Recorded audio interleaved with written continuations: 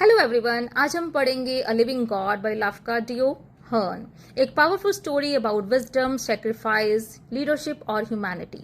Story Japan के एक peaceful coastal village में सेट है। विलेजर्स सिंपल लाइफ जीते हैं और फार्मिंग और राइस कल्टीवेशन पर डिपेंड करते हैं। सक्सेसफुल हार्वेस्ट के बाद सब विलेजर्स बीच के पास एक फेस्टिवल सेलिब्रेट कर रहे होते हैं। हर तरफ म्यूजिक, डांसिंग और हैप्पीनेस होती है। विलेज के पास ऊपर एक हिल पर रहते हैं हामागुची गोहे, विलेज हेडमैन यानी मुरासा।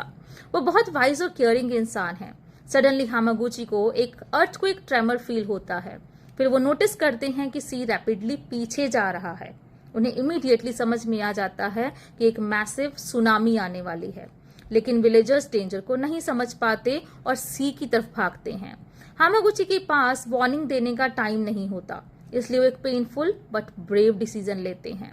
वो अपने ग्रैंडसन टाडा से टॉर्च मंगवाते हैं और अपनी राइस स्टैक्स को आग लगा देते हैं, जो उनकी पूरे साल की हार्डवर्क और लाइवलीहुड होती है। फ्लेम्स देखकर विलेजर्स हिल की तरफ भागते हैं हेल्प करने के लिए, और उसी मोमेंट एक जाइगेंटिक सुनामी पूरे विलेज को डिस्ट्रॉय कर देती है।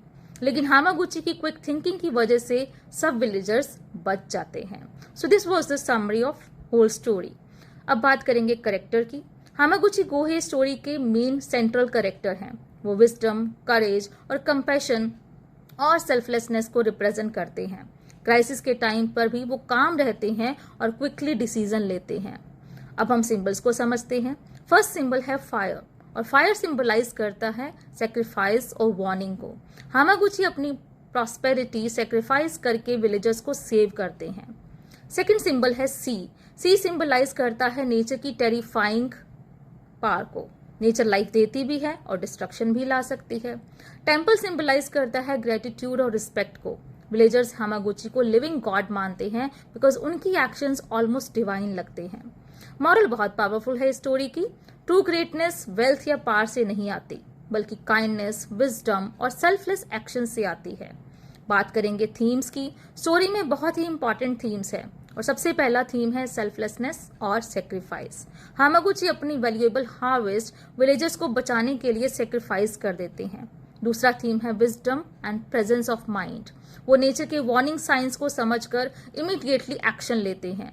स्टोरी नेचर के पावर को भी हाईलाइट करती है। सुनामी दिखाती है कि ह्यूमंस कभी कभी नेचर के सामने हेल्पलेस हो जाते हैं। लीडरशिप और रिस्पॉन्सिबिलिटी भी इंपॉर्टेंट थीम्स हैं। हामागुची प्रूव करते हैं कि ट्रू लीडर्स डिफिकल्ट सिचुएशन में ब्रेव डिसीजंस लेते हैं। इन कंक्लूजन, हमें ये स्टोरी सिखाती है कि रियल हीरोइज्म स्ट्रेंथ या पावर में नहीं, बल्कि कंपैशन, विजडम और सेक्रीफाइस में होता है। इसलिए हामागुची को लिविंग गॉड कहा गया, because true humanity is divine. Thank you for watching and subscribe for more such lessons. Thanks again.